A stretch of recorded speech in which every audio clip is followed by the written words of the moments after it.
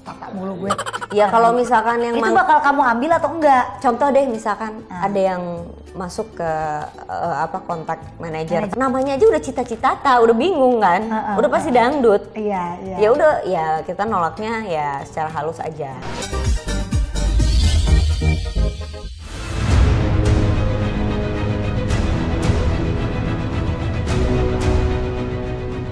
Berkarir di dunia hiburan tanah air memang tidak semudah membalikkan telapak tangan. Segala kesuksesan dicapai melalui perjuangan yang begitu berat, seperti halnya dirasakan oleh 3 sosok pedangdut ternama, Chita Rahayu, Zaskia Gotik, hingga Via Valen. Namun setelah menikah, ketiganya justru mengalami perubahan drastis. Berikut inilah kisah 3 biduan ternama tanah air yang mengalami perubahan, bahkan disebut-sebut meredup setelah menikah.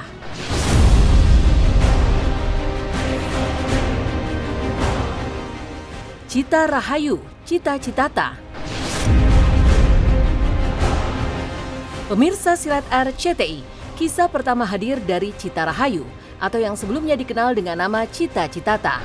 Memulai karirnya sebagai pedangdut pada 2014 silam, popularitas Chita melonjak lewat lagunya yang berjudul Sakitnya Tuh di Sini. Sakitnya tuh di sini di dalam hatiku, sakitnya tuh di sini melihat kau selingkuh.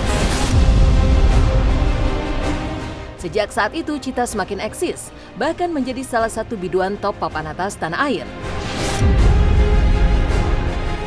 Setelah sekian lama tak muncul, Chita tiba-tiba menuai kehebohan saat dirinya diketahui telah menikah dengan Didi Mahardika pada 9 Juli 2023 lalu.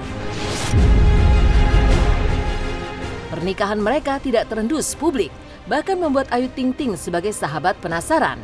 Lantas, seperti apa sebenarnya perjalanan kisah cinta Chita dan Didi hingga akhirnya memutuskan menikah? Awal ceritanya dulu. Udah temenan lama, udah temenan dari 2018, terus kemudian ketemu lagi saat yang tepat, emang alhamdulillah jodoh mungkin gitu. Terus waktu ketemu tuh ya kita sama-sama memang sama-sama kayak yuk kita nol bareng-bareng gitu loh, yang nggak mau memikirkan tentang lebih ke duniawi gitu kan. Ya udahlah, kita juga nggak ada kepikiran kita nikah yuk, nggak ada. Oh tadinya tuh nggak ada tuh? Nggak ada, orang kenalan baik aja gitu. Iya, orang ngobrolin musik awalnya. Oh awalnya tuh ngobrolnya soal musik? Musik, terus juga politik, karena kebetulan darahnya udah politik kan, suami gitu. Kenapa waktu pas nikahan nggak digembar-gemborin, tau-tau udah ada di foto aja?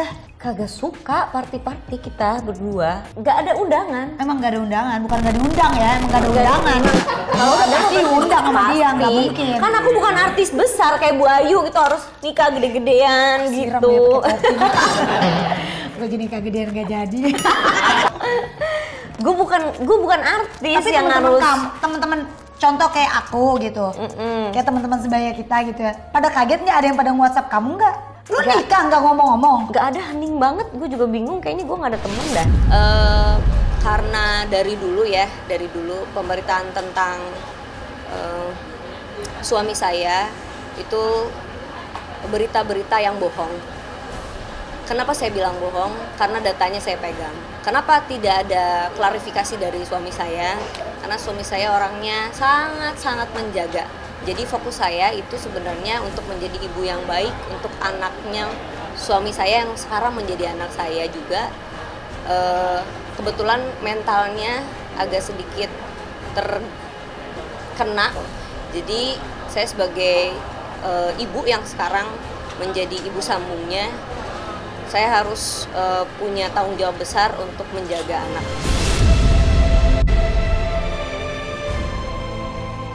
Pasca dipinang oleh Didi Mahardika, Chita Rahayu juga menjadi sorotan lantaran penampilannya yang berubah drastis. Ia kini mengenakan busana yang tertutup serta hijab.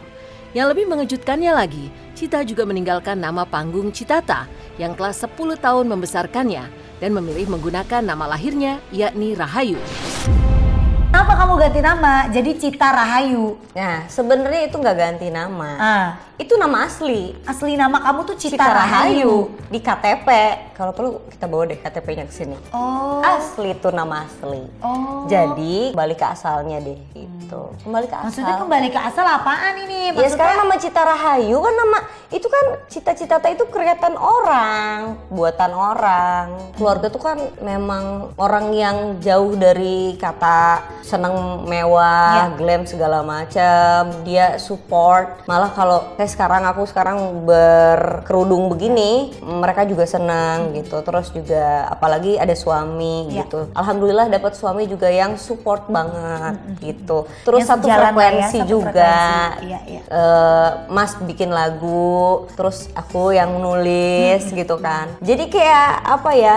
Kayak menikah itu kayak udah ketemu sahabat gitu. Jadi pada saat ketemu klop, ya udah jalan aja. Jadi di karir pun aku nggak mikirin karir gitu. Karena apa? Bukan karena suami ada apanya, nggak ada. Justru dengan kesederhanaan suami, jadi aku jadi ngikut. Kalau yang Cita Rahayu sekarang created by me. Iya, kalau mau pindah sesuatu ya memang harus menghapus jejak-jejak sebelumnya. Bukan berarti kita marah, bukan berarti kita dendam, tapi artinya memaafkan, forgive and forget. Kerudung sendiri menurut saya sebagai perempuan semakin kita dewasa, kita harus semakin menjaga dari segi perbuatan, sikap, sama menutup diri aja sih.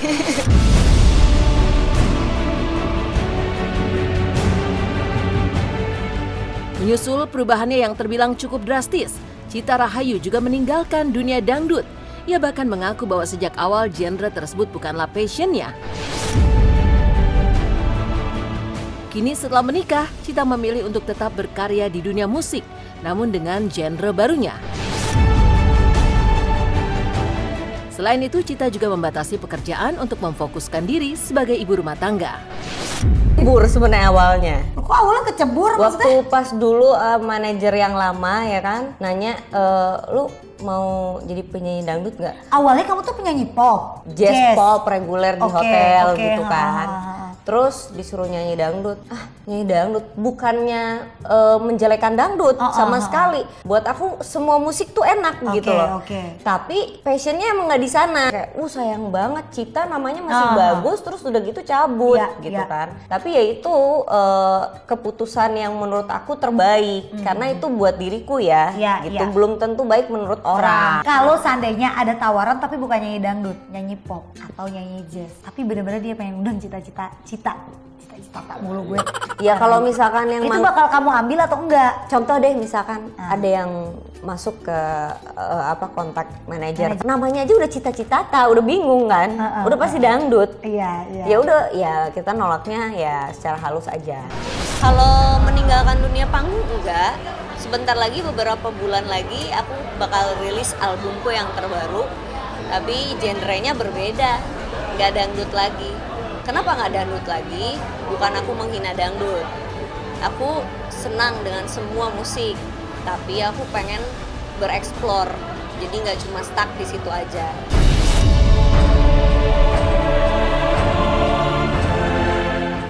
Zaskia Gotik. Kisah penyanyi dangdut selanjutnya yang mengalami banyak perubahan setelah menikah juga hadir dari sosok Zaskia Gotik. Memulai karir dari titik yang sangat berat, Zaskia sukses menjelma menjadi salah satu pesohor sejak membawakan lagu berjudul 1 Jam Saja.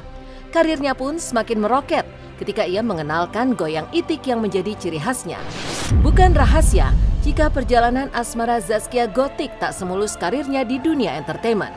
Setelah mengalami jatuh bangun gagal menikah, ia akhirnya memutuskan menikah dengan Sirajuddin Mahmud, seorang pengusaha yang juga merupakan duda beranak satu di tanggal 22 April 2020 di rumah orang tua Zaskia di Cikarang, Jawa Barat. Setelah menikah, Zaskia tampak lebih memfokuskan diri sebagai ibu rumah tangga dan jarang terlihat tampil sebagai pedangdut. Bahkan di penghujung tahun 2023, ia tiba-tiba saja merubah penampilannya menjadi lebih tertutup dalam balutan busana muslim lengkap dengan hijab sepulang dari umroh yang membuatnya menuai pujian dari banyak warganet.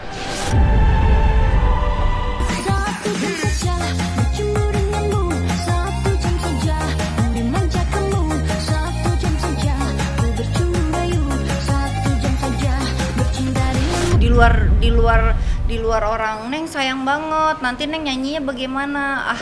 Semua kan yang mengatur sudah Allah ya, rezeki apapun itu udah Allah yang mengatur. Jadi Neng semuanya Neng serahkan sama Allah, apapun yang akan terjadi ke depannya Neng semua serahkan sama Allah. Intinya Neng pengen menjadi pribadi yang lebih baik lagi dengan cara sedikit demi sedikit menutup aurat. Masya Allah dia senang lah, pastilah. Siapa sih yang suami mana yang melihat istrinya berubah membaik gitu ya, nggak senang, pasti senang.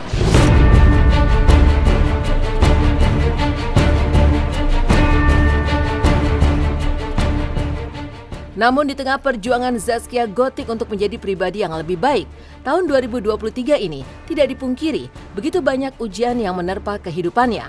Mulai dari sang suami yang digugat pengakuan anak oleh wanita lain, hingga terseret kasus korupsi pembangunan sebuah gereja di Papua. Ia bahkan dikabarkan bangkrut karena kedapatan hendak menjual rumahnya. Bang, kasih statement dikit bang. Bang, kasih statement dikit bang. Menit ya. Ya bang. Saya datang sesuai panggilan oleh KPK. Tahun 2023 tahun yang istimewa, penuh dengan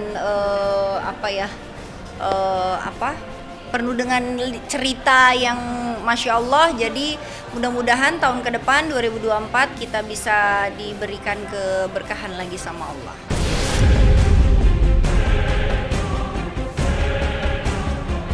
Via Valen. Kisah selanjutnya hadir dari Via Valen, salah satu pedangdut tanah air yang saat kemunculannya begitu menarik perhatian publik. Pada tahun 2017, berkat lagu dangdut berbahasa Jawa yang berjudul Sayang, karir Via semakin melonjak dan namanya pun santer terkenal di kancah nasional. Via bahkan menjelma menjadi ikon dangdut koplo. Selalu konsisten dalam berkarya, ia menembus panggung-panggung besar tanah air dan menjadi idola baru penggemar musik dangdut. Namun di saat karirnya tengah meroket, Via Valen membuat heboh banyak orang atas pernikahannya dengan Chevra Yolandi. Momen sakral itu digelar 15 Juli 2022, bahkan disiarkan secara langsung. Di tengah kebahagiaan menjalani rumah tangga, Via pun membuat pengakuan yang sangat mengejutkan bahwa dirinya mengalami keguguran pada Oktober 2022 lalu. Setelah itu, Via tampak cukup jarang muncul di panggung dangdut. Kabarnya karena mengurangi pekerjaan. Meski begitu, Via dan suami tercinta kerap kali membagikan kebersamaan mereka dalam berbagai kesempatan lewat media sosial.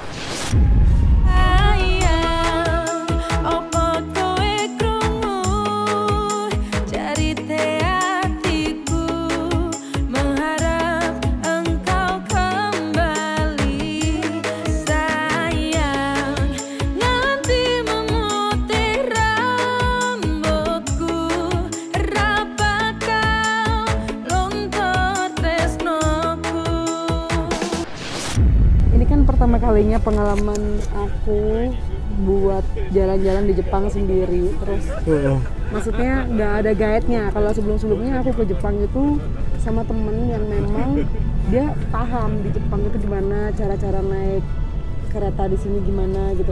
Kan main ski kan, harus pakai sarung tangan, terus habis itu megang salju gitu loh, pakai sarung tangan lah.